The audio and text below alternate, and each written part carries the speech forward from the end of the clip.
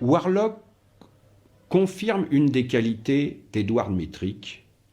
C'est quelqu'un qui avait une faculté, une intelligence réelle pour choisir des scénaristes ambitieux et des projets intéressants. Et là, Robert Alan Ortur, même, je ne sais pas même comment on prononce son nom, pour Warlock. Je pense que c'est peut-être sa qualité primordiale. C'est cette oreille, cette intelligence, cette manière de détecter des auteurs qui vont lui amener et des sujets et des scénarios et des dialogues souvent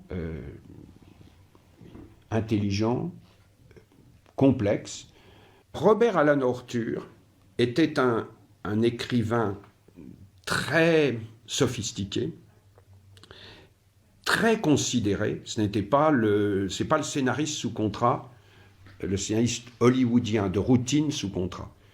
Durant toute sa carrière, pendant plus de 10 ou 15 ans, il aura une colonne régulière dans Esquire, ce qui quand même implique qu'il avait une réputation d'écrivain, une réputation aussi d'intellectuel.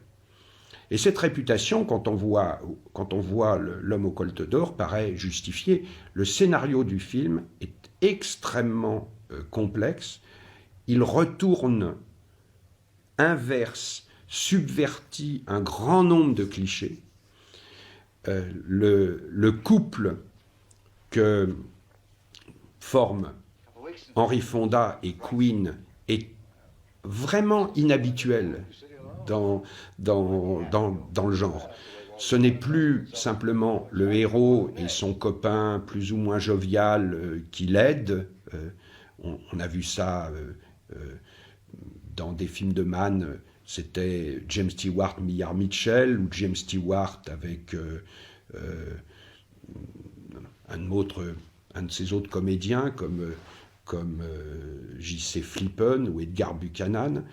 Là, ce sont des rapports complexes, surprenants, noirs,